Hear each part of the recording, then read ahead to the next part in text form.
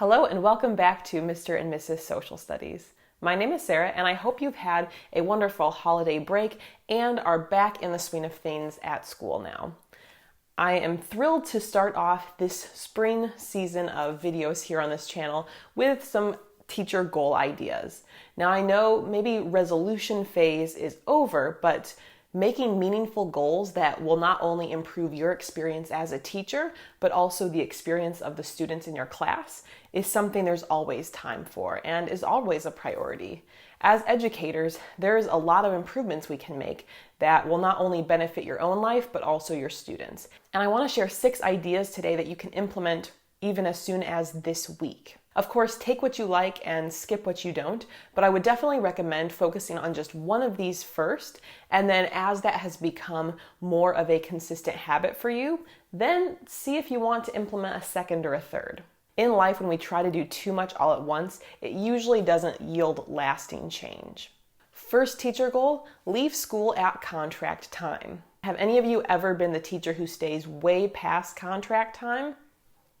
That's been me, more often than I'd like to admit.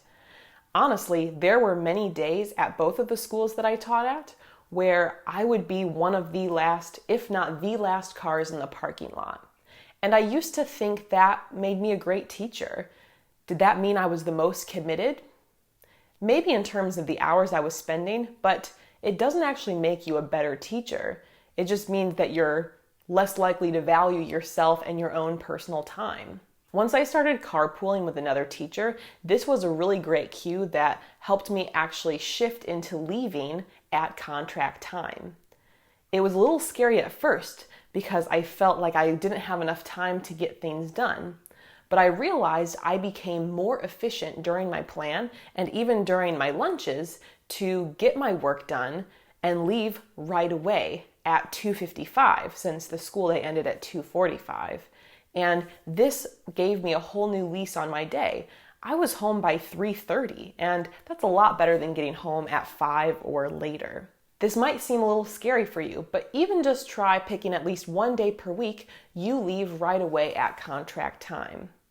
My husband Jake is actually doing a better job of that this year and strategically leaving school sooner several days per week. It's very doable. Another great teacher goal for 2020 is to collaborate with another teacher in your building.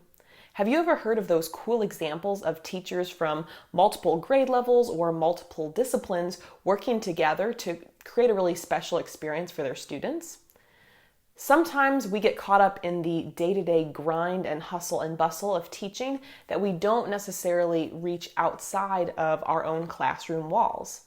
However, it's likely that there are some amazing teachers in your building who would love to work with you if asked about it. For this, think about units you have coming up in a month or two and see if there would be something cool that you can do to implement another class, another subject area, even another grade level to make it an overall positive experience. The opportunities really are endless, and it can be a great chance for students to connect their academic experiences. A third goal is to grade more intentionally. And when we think about intentional grading, the way I see it is to save time grading as well as making grading more effective. Many teachers would likely say grading is one of their least favorite parts of the job, but it can't truly be avoided. However, grading smarter will benefit not only you and save you time, but can also help your students gain better feedback. One simple switch that I made that dramatically reduced the time I spent grading as well as prevented issues and helped students understand their performance better was actually grading during class. Now, at first, maybe you're thinking of a visual of, me at my desk while my kids are working on something, but that wasn't necessarily the case.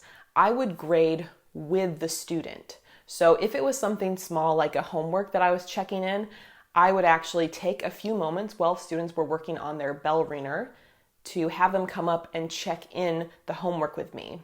I could look at it right there, grade it with the student right there, 5 seconds quick glance, make sure that it looked like they did an honest effort, as well as catch any glaring issues if they really didn't understand what was going on. It also eliminated the argument of, well, I gave it to you, I turned it in, but you didn't put the grade in. When I'm doing it right there, there's no guesswork. I look at it, check it over, I plug in the grade immediately. And then I'll say, is there anyone else who has homework to check in? And if not, I can mark anyone else's homework missing right away, and there's no gray area. But this works great for bigger assignments too. Let's say students are working on a multi-day project. It's only natural that students finish working on this project at different times. What I will do is when a student is done with a project, I will have them check it in with me, meaning they raise their hand, I come over to take a look at their work and go through it with them sitting there, and we talk about it, and hopefully, it met all the requirements.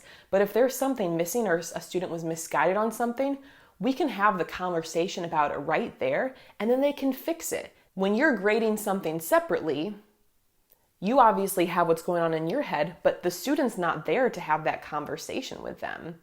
You could write down the comments, but by the time that student actually receives that feedback, it's not going to typically be the most timely. So that has been the best switch I honestly have made in my teaching.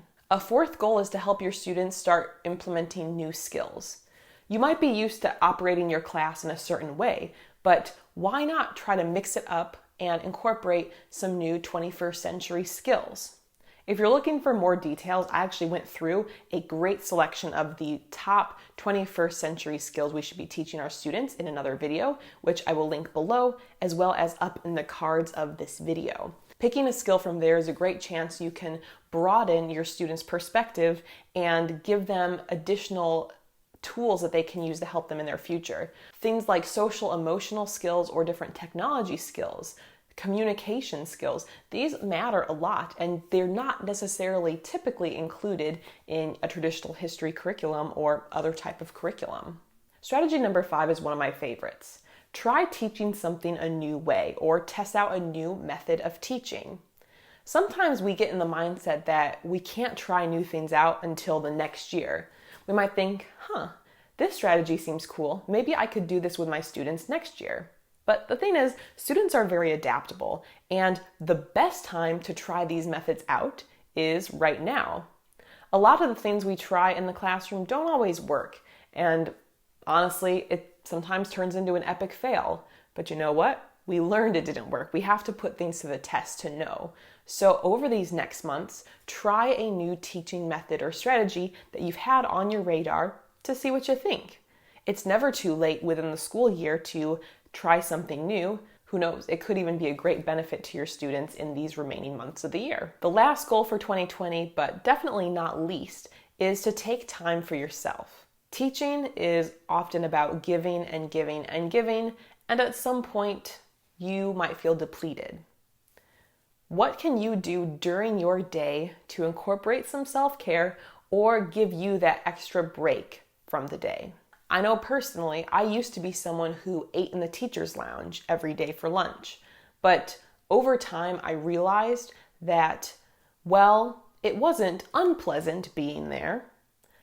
It wasn't refueling me and helping me in the way that would be ideal for me to be my best self. You see, I'm an introverted teacher, as many of you might be, and the constant social interaction of being in a class of students for multiple periods a day, and then going to socialize during lunch, and then having more students was kind of a lot. And so eventually I realized most days I'm actually happiest if I just did my own thing in my classroom.